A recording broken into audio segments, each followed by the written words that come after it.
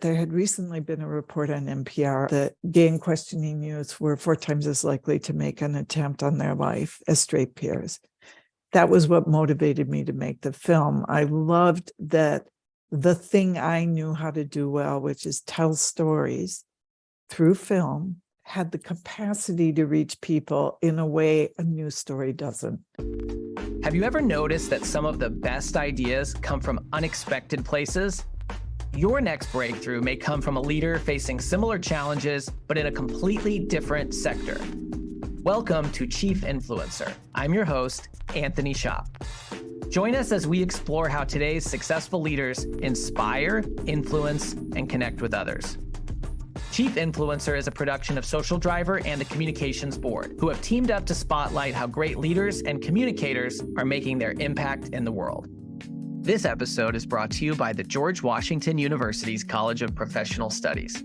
With in-person and online programs, ranging from master's degrees in public relations strategy to certificate programs in digital communications, GW offers more than just the credentials to help working professionals get ahead. It prepares them to be leaders in their field. As a proud GW graduate myself, I can attest that faculty members combine academic rigor with real-world lessons that can't always be found in textbooks. Check out cps.gwu.edu for more information. Today, I am so excited and honored to be joined by Peggy Rajski. Peggy is an Oscar-winning filmmaker and founder of the groundbreaking nonprofit, the Trevor Project. For those of you who don't know, the Trevor Project is the premier organization providing crisis intervention and suicide prevention services to LGBTQ teens and young adults. The story goes back to 1994 when Peggy won the Academy Award for Best Live Action Short with her directorial debut for Trevor, a poignant comedy about a young teen whose world is turned upside down when word spreads at school that he might be gay. Peggy's experience with the film led her to create the Trevor Project, America's first 24/7 suicide prevention service dedicated to LGBTQ young people. In 2014, the Academy of Motion Picture Arts and Sciences named Peggy a live action icon.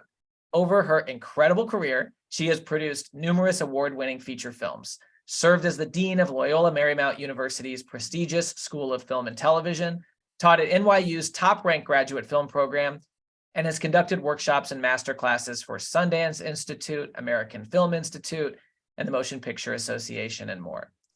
Last year, Peggy stepped into the role of interim CEO at the Trevor Project. Her goal from 1998 to today, 25 years later, is ensuring Trevor's legacy as a vital and industry-leading life-saving resource for LGBTQ young people. I am so excited to have you here today. Peggy, welcome to Chief Influencer. Anthony, thank you. It's so wonderful to be here with you and your great podcast. Well, I think you are the first Oscar winner we've had, so that is definitely a milestone, but we're just so in awe of how you have taken that experience to create this global movement, which we will talk about more. And I want to just start by asking you, we think some of the most effective leaders are more than chief executives. They are chief influencers. They have to find a way to connect with and influence all kinds of people to make the impact they want in the world. And I'd really like to start by asking you, who do you have to influence to make the impact you want to see in the world? It is a wide range of folks, that's for sure. I think when I think about the history, with the Trevor Project, the first place we had to start was actually, who's going to support it. And the first person I had to convince was someone I wanted to partner with to be the person that was a well-respected expert in the field of suicide prevention, Dr. James Nagdeman. And he was thrilled with this idea and was running one of the most successful and well-respected suicide centers in the United States here in Los Angeles. And anyway, so needed to convince him that, I was real about the idea. And he said, if you could find the resources, I'll work with you. And that's the next thing we did. And so our next circle of people you have to influence are folks who are willing to invest in you and your idea. And at that point, a not well-known or established at all organization. So in some ways, the hardest thing is when you're doing a startup is who's going to be the first money in to help you do things. And then the next level of influence, again, you're always thinking, what's the big picture goal? And it's your audience of young people. And how are you going to get the word out to them, as well as the folks that will support you? So you have to influence media, so you have to make allies with the folks that are interested in your story. You have to seek them out, pitch the story, and get press and coverage for what you're doing. And then lastly, you have to make sure that you're getting the word out on channels that the young people you want to serve are tuning into. And that all of those audiences, the means of reaching them have changed wildly over the years. And that's been part of what's been interesting about the journey. You have to always be willing to be flexible and adapt as you go along. I want to dive into that idea that the world has changed a lot since you started the organization. But first, let's go back. I mean, this film, this Oscar-winning film, I think that is so cool, eventually launched a national, now a global movement. I wonder if you could take us back to 1998. And could you tell us about the moment when you secured an airing of Trevor on HBO with Ellen DeGeneres as host and discovered that there was no real place for young people like the character Trevor to turn when facing challenges similar to what he experienced in the film? And what did you do when you discovered that?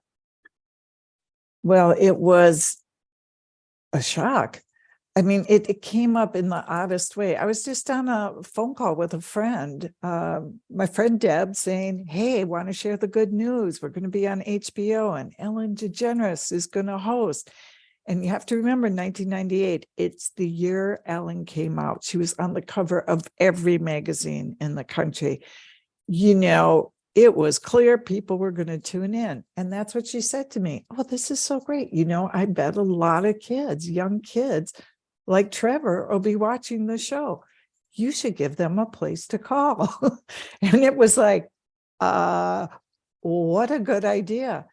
But I have to tell you, when I think back to the moment, it was electric.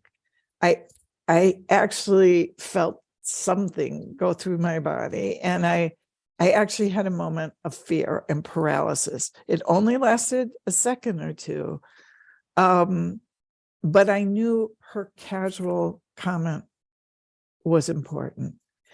And after that moment, I just went, oh, that can't be that hard. There must be a line out there. And, that's where I received accolades for Trevor as a director, but most of my career in film has been as a producer. And a producer, it's a great skill set. You're a problem solver. You have a vision, you have something you're trying to get made and done. You got to get a lot of people behind it to get it through to completion.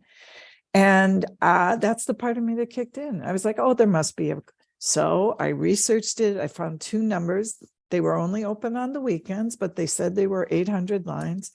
Reached out to both of them and didn't get an answer at either. And that was the moment that you realize you're faced with a choice. Do you just go, oh, well, I tried? Or do you make a decision to commit to solve the problem? I knew the high rate of suicide among gay and questioning youth. It was part of what motivated the person who wrote this piece in the first place, as a sketch in a one-man show. And,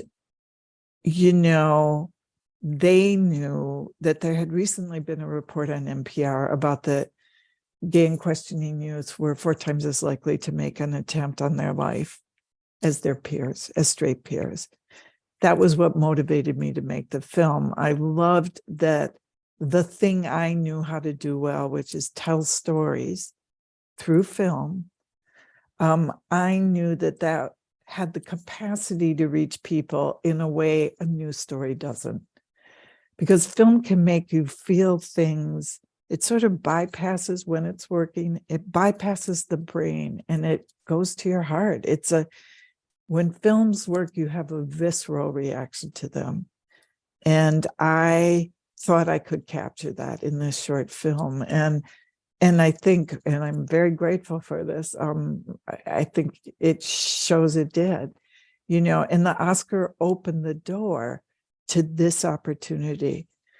So I realized that by God, there would be a lot of kids watching because it was on HBO Family Channel. And I mean, honestly, I wouldn't have been able to sleep at night if I didn't try to do more to find a way to help. So at that point, I just figured, well, if there's not one, got to make one.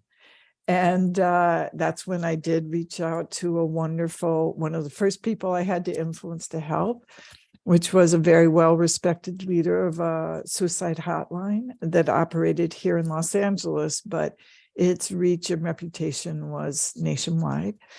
And Dr. Nagdeman, who was running that, was very interested in this. He was gay himself. He loved working with gay youth. And he said, I guess I somehow convinced him that I was legit. And he said, well, if you can find the resources, I'll help. So that's when I reached out to my filmmaking partners, Randy Stone and Celeste Lacine, the writer, and said, we've got a chat here at doing something. Do you want to join me in trying to figure this out? And of course they said yes. And that's where we established the Trevor Project as a 501c3. We raised the money, put together a board, and that was the launch of the organization. The thing that was a little challenging was we only had 3 months.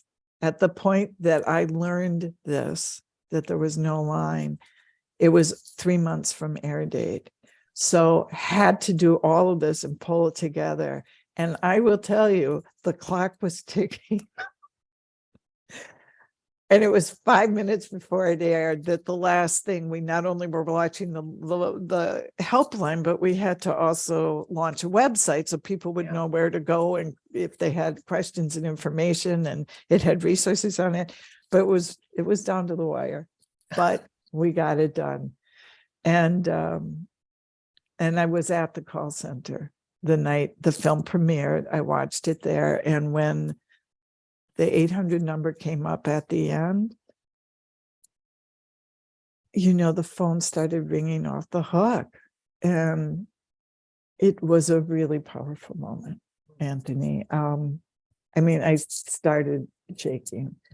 And just there were people and they just started answering and answering and answering. And over 1,500 calls came in that night. Wow. And here we are, and they haven't stopped in 25 years. It's our 25-year anniversary this year, and it hasn't stopped since. My goodness, Peggy, I knew some of that story, but some of that's new to me. And I didn't know that it was down to the wire like 5 minutes before air. I mean, that is a bit crazy. But it occurs to me that there was this moment where you said you felt this sort of electric, feeling, and you had this fear and paralysis. And it occurs to me that you could have listened to a voice that said, this isn't your thing to do, or this is too hard, but you listened to another voice that said, somebody's got to do this. And I think that's something that a lot of leaders can probably relate to. I wonder if you could talk about that a little bit more, because it's the first time I've heard that. And I think it's really powerful. Oh, the truth is, I, really over the course of my life, I really have followed a strong inner voice. People can call it hunches, you can call it intuition, whatever word you want to use. I have really used that as a guide on every major decision in my life, from making the leap to move to New York from my small town in Wisconsin to start my professional career after college. Certainly through major moments in my life. I'm a left brain, right brain person. I'm creative, but I'm also very pragmatic and grounded. I can get very analytical, logical, business-like analysis of things. And when I have to make a decision, though, I process all of that, but then I take a quiet moment and I tune in and I listen to that voice. And what is it telling me to do? There have been times it aligned with the facts and said, go for it, throw in. And there are times when the facts seem to certainly be indicating to go right. And my voice is telling me, no, actually, it's a left. And for better or for worse, I have relied on that throughout my life. And so at this moment, I knew it sort of felt like that electric shock was kind of like the universe giving me a whoop upside the head. Yeah. Going, don't miss this. This is really important. And I listened to it. And,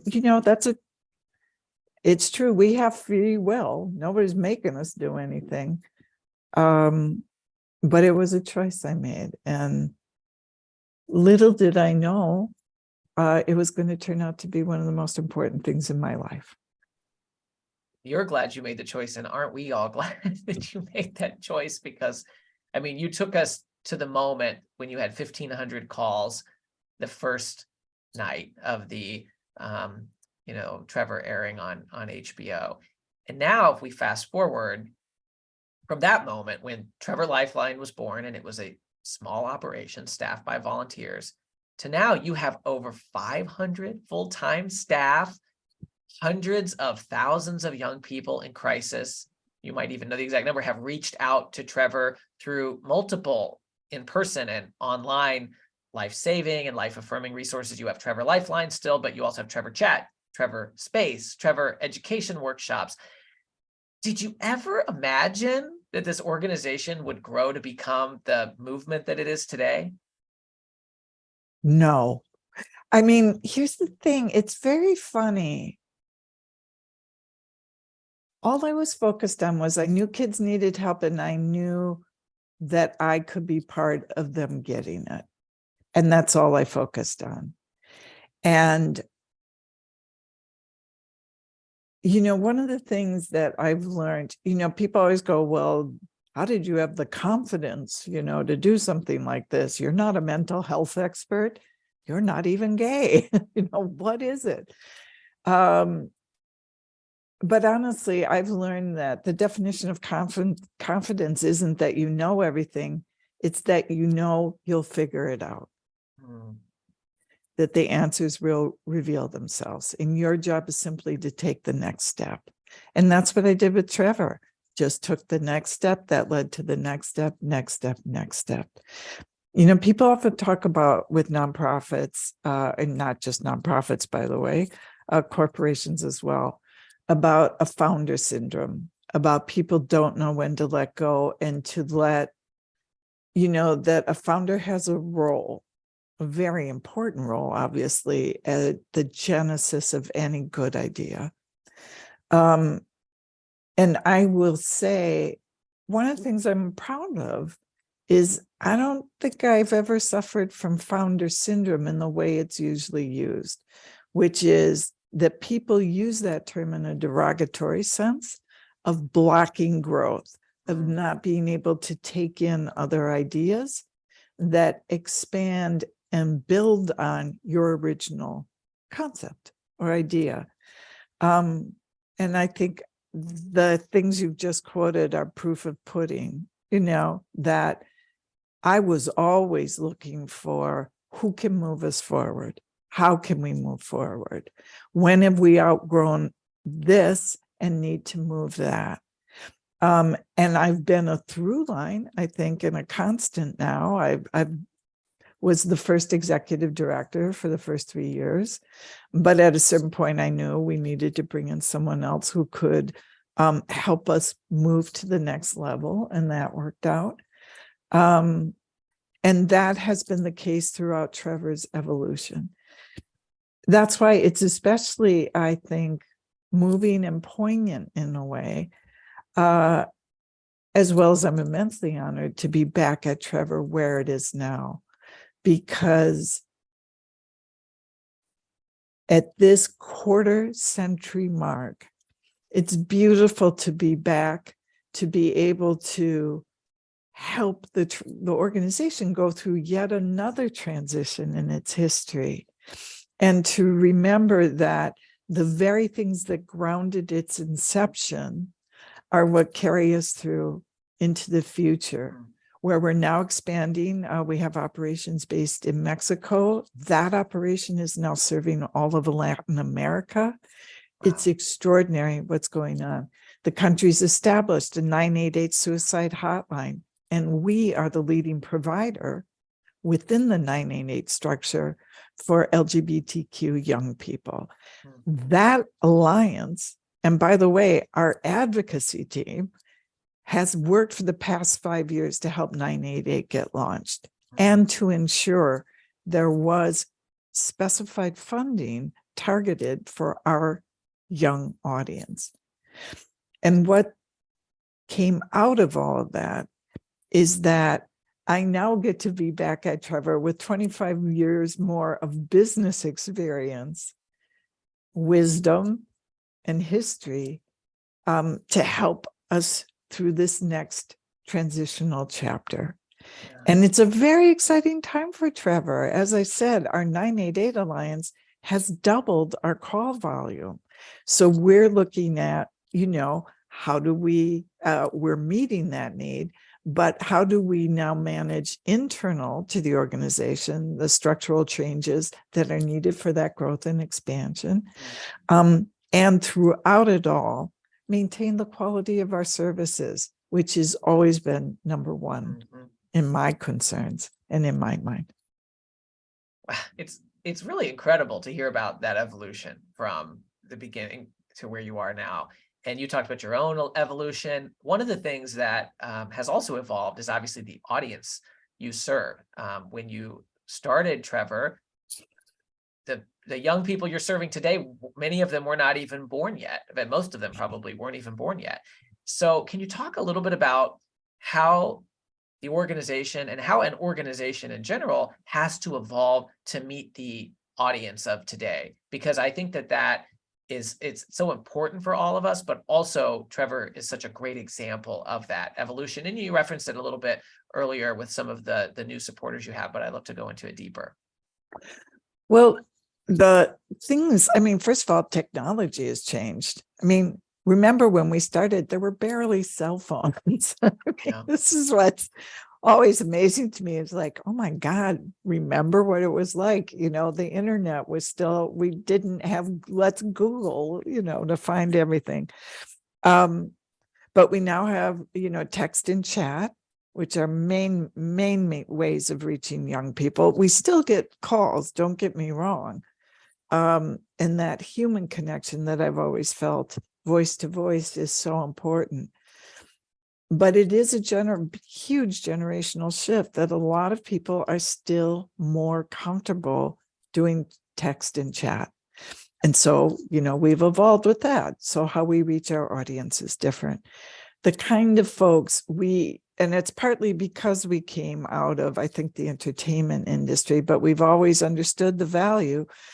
And we're able to have some well-known folks as allies to the Trevor Project. And we used, celebrities like, Holly Hunter was the host for our first fundraiser, and her name on invitations helped bring people in. We got support from people that were well known to young people then, like Elton John and Sting were Trevor supporters. And it's very different now. And now we work with people like Daniel Radcliffe, bless his heart, who just hosted this wonderful program called Sharing Spaces, where he sat and spoke with a handful of trans and non-binary young people about their lives and identity and what they're facing. And Dylan Mulvaney, which is, one of the biggest personalities on social media, and incredible about what she represents as a person, because not only, part of why she's well known is because of her authenticity about being who she is and sharing that with a wide range of people who are following and inspired by her journey as she's gone through a major transition, in terms of her orientation, outward presentation, and, stepping into who she really is. So just, social media channels in general, the ways in which where our audience lives and resides, that's one thing, as well as what we do to help make sure our donors, corporations, etc., also know about us and the audience we bring to those possibilities. We've always engaged in a win-win approach.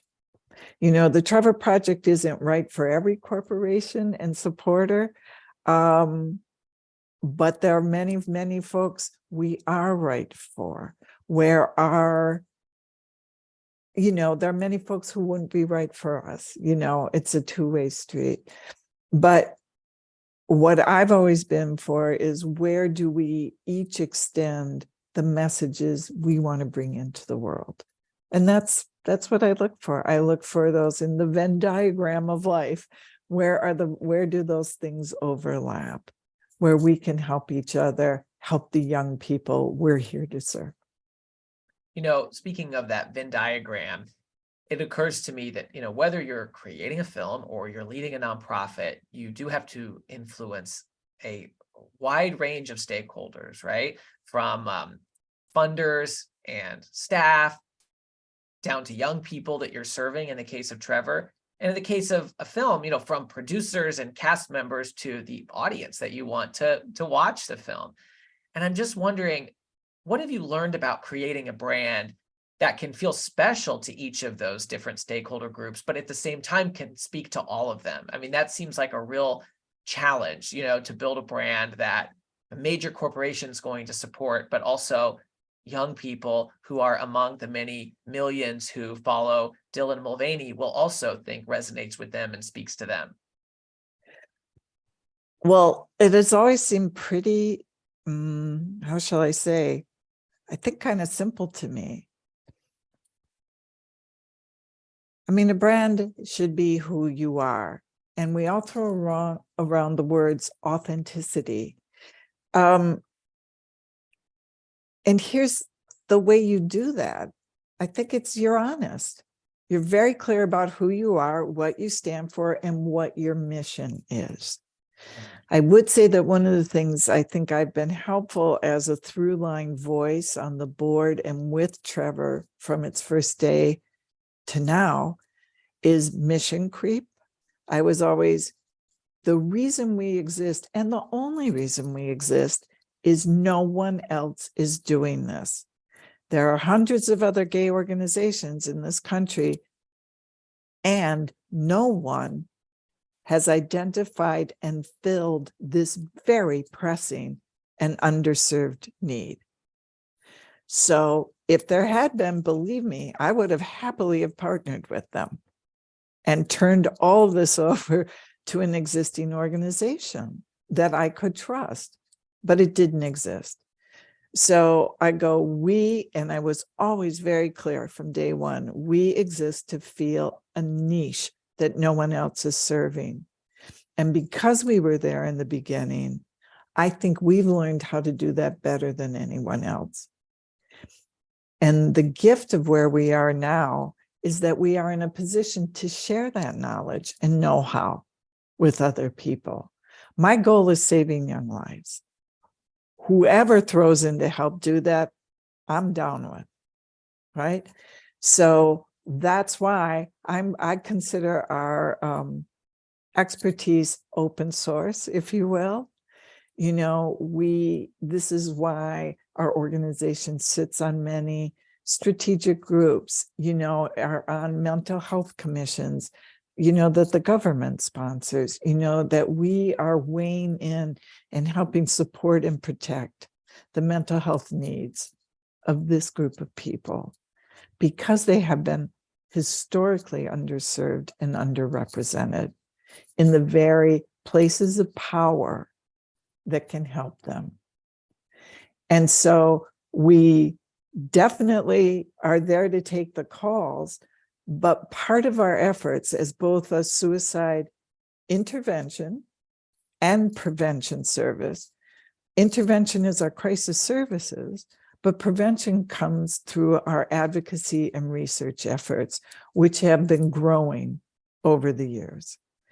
And the fact that we have Trevor Space, which is a safe messaging platform for this identified special interest group, is really important. That also wasn't out there.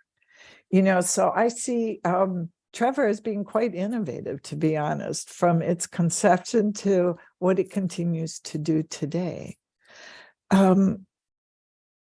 So I'm not sure if that exactly answered your question, but it's what came to mind. It as does, we were because speaking. what you're saying is you have to be very clear. Well, what were your 3 C's? Because you did it as you were talking through. Oh, Tell us that again. like I said, when I used to teach of my classes, I'd always go to my students, my wonderful grad students at NYU. I'd go, because I would teach classes on pitching. And it was like, look, here's the deal. You've got the 3 C's: clear, concise, compelling. You're a storyteller. You have to be a storyteller every day of your life. Every meeting you go to try to get money or support, every time you want someone to introduce you to someone else, when you're talking to agents and managers, you always have to be able to tell your story of what you're doing, what you want to make. That story is twofold: the actual narrative drama, comedy, whatever, the narrative piece you're making, but it's also the story of you, because people invest in people as well as ideas. They can't separate the two. So you have to know how to talk about who you are in a clear, concise, and compelling way, and you have to talk about what you want to accomplish in the same way. You know, for me, that connects so much to what business leaders can really take away from your experiences of, you know, being a master storyteller, creating art that then inspired this organization, but also what you said before about listening to your inner voice. Because when I asked you, how do you manage the expectations of all these different stakeholders who basically are looking for all these different things? You said, well, it's simple. You know, you have to just be authentic and honest, and you have to be, you know, focus on what you're trying to achieve in the world, and you're able to communicate what that means for you and for Trevor. And I think for many leaders, they may be susceptible to telling everybody what they want to hear a little bit and not having that North Star. And by doing that, you know, folks might be happy in the moment. They're certainly not going to be happy in the long run, are they? And you have really kept that North Star where it was 25 years ago. It's where it is today. But of course, so much has changed because the world has changed and you've expanded. I just think that's such a powerful lesson for all of us to take away about what storytelling means. You can hear the word storytelling, Peggy, and it can sound like, you know, tell a tale, right? But that's not what you mean when you talk about storytelling. It's that honest, authentic message that is laser focused on where you want to go. And in your case, the need that you see needs to be fulfilled in the world. You beautifully captured it, Anthony. Wow. I mean, Trevor's Not logo like you. has a star in it for a reason. You know, I always go, what's the North Star? What's the North Star? And I often say, you know, the journey of Trevor has been a little bit like a ship in the ocean, you know, and you're going to get buffeted by winds and waves that want to, you know, move you off track. And if you vary just by a degree or two in the moment, You may wind up in South America instead of North when the journey is done. And that isn't where you were heading. So that's where I always go. And that is what's our mission? What's the North Star? This is how we make decisions. What's our mission? What's our vision? What are our values? Yeah. And as long as you stay aligned and consistent on that, you'll get to your North Star, or you'll use it as the guide to get you where you need to go. And I will say that that's part of the journey for me, has been one of faith. Like, I know what the North Star is, but it's often you're in the dark and you cannot see what the path is. And that's when I go, all you can see is the next step in front of you. Oh my gosh. And I'm feeling that electricity that you were describing earlier from you telling me that, and I didn't know the star and the logo, the connection you made there. That's giving me chills. Peggy, so something I want to ask you about is, I think a lot of leaders have found that the best new ideas or creative ideas can come from unexpected places. And I'm just wondering, across this journey, from Wisconsin to New York to LA, and this amazing career, being on stage at the Academy Awards, accepting an Oscar, where have you found inspiration that might come from unsuspecting places? I think one of the most valuable traits you can have as a leader is curiosity. And I have a lot of that. I am really interested in people, for one thing. I thrive on social contact. I'm not a work at home alone, not the best of circumstances for me. So I see Zoom as my friend. But I am these days, a voracious consumer of podcasts. I find that those are one of the best places to really get a deeper dive, and usually one that I think gets me closer to the essence of what's really going on on lots of different fronts. And for example, there's a wide range of things I listen to, whether it's arts and culture. This one called Fanti, they're fans, anti and pro of different things, and they're a hoot. They're very funny and wonderful, and also honest and authentic in their views on life, culture, and going on. 2 journalists that do that. Brown Enough, another wonderful podcast that focuses on things from a Latinx perspective. Love my Kara Swisher and Scott Galloway. Listen to them a lot for their take. But the list just goes on and on. Hard fork, long form. People who do everywhere from quick snippets. I mean, for example, some of the best storytelling, and married with some investigative journalism, I think, on air is This American Life. And the spin-offs it helped inspire, like Serial, etc. I find those kind of outlets and avenues very stimulating, intellectually, creatively, soul and spirit.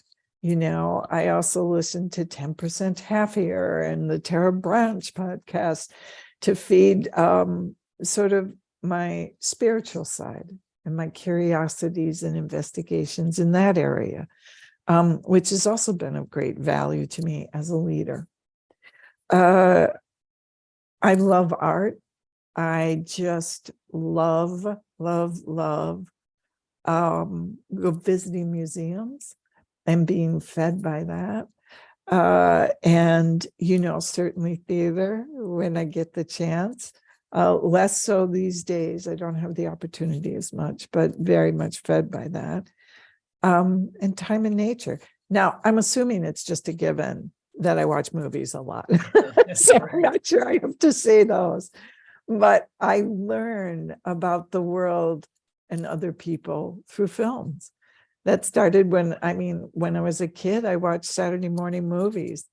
Every week I was down there in the basement in my pajamas watching the films. They were just programmed. It was cheap programming at that time for TV stations. So I was watching everything, from the Maltese Falcon to, Abbott and Costello to, Tarzan and Jane.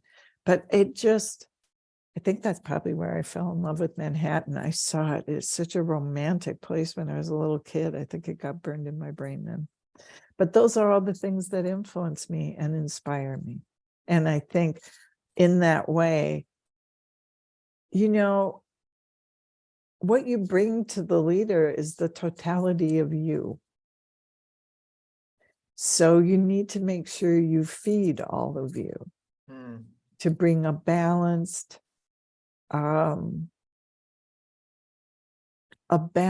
informed maturity and perspective to leading. Yeah. What I'm kind of hearing is, film is something that obviously has a business side, but it connects with people at all levels. And that sort of holistic approach that you took to film and to art, and your love of that started when you were a child.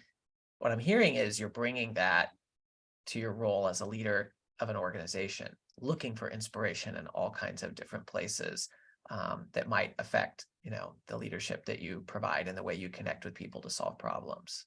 I think one of the most important things a leader can bring is heart. Trevor is all about heart. Every person who works at Trevor is there because they were moved by the mission. And to me, that's the part of the equation you can never forget. What any of us want to accomplish, it's only going to be accomplished by working with other people. And there are motivators for people. Money can be one of them. My guess is you're not going to work in a not-for-profit if that's your main motivator, right? But when I think about the people who work for Trevor and that audience, if you're not feeding their heart and soul and aligned with what you have stated is the mission and vision for the organization, and the values you use to make your decision, if there's not alignment behind that, you're not going to keep those people. You're not going to keep the good people you need around to do the necessary work. And you won't be able to have an environment where people feel free enough to bring forward really interesting, innovative, and groundbreaking ideas. This is where I think my experience as a producer has been immensely helpful. As a producer, you're never the expert. Your job is to hire people who know way more than you do about how to get the job done, right? I'm not a cinematographer, but I know what the difference a good cinematographer makes in the telling of a story. So that's why all of us fight to get that handful of people that you think are suited for the project. And that goes in every category: costume designer, editor, music, score, all of that. It's the same thing at Trevor. If we don't have good people who are willing to lead and help elicit the best of the people that work for them at every level of the organization, it's not going to be a good mix. So that's what I'm dedicated to, and what at this point in time, I think is one of the things I hope I'm bringing to the Trevor Project and having impact through that. I love that people-centered focus that you're talking about, and that finding the heart,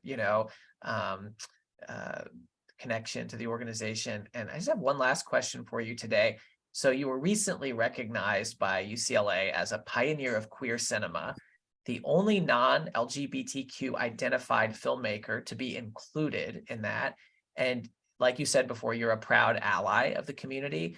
But I want to ask more generally, how important is it for a leader to be an ally for others when they aren't a member of a specific community? Because of course, no one can be a member of every community. Can you talk about allyship Allyship for Trevor has been in its DNA from the beginning, not only in terms of the vessel the generating idea came through, which is me, and I'm straight, through every layer of support. I think what can often happen is that folks, we all have a need to feel surrounded by people we resonate with. Often that relates to identity. And while that can serve us within, and I think is a necessary part of our development, like I know, for example, how I feel when I get around and having a group of strong female friends has absolutely been important and helpful to me in my growth, in my professional growth and in my personal growth. But that's not my whole world, professionally or personally, right? So I think that when we're dealing with groups that have traditionally felt marginalized, not just felt, but actually have been marginalized, underrepresented, you very often look for understanding and support from others that look like you and identify the same as you. And that's really important. But if we want change in the world, all of us have to learn to reach across, not only for support, but for camaraderie, fraternity, and commitment to a shared vision. That's how the world changes. So right from the beginning, Trevor has had folks that identify in a lot of different ways as leaders within the organization, as well as volunteers for the organization and employees in the organization. First of all, it would be illegal to do otherwise. But I think the bigger issue is really about impact and effectiveness. And if you want that, you have to be in allyship with lots of different people. Everybody at Trevor is an ally to someone else. We're all allies at Trevor to our, when you think about who makes up our community, yes, there are folks that identify as LGBTQ+. There are folks who are working with disabilities. There are folks that fit every race, color, creed.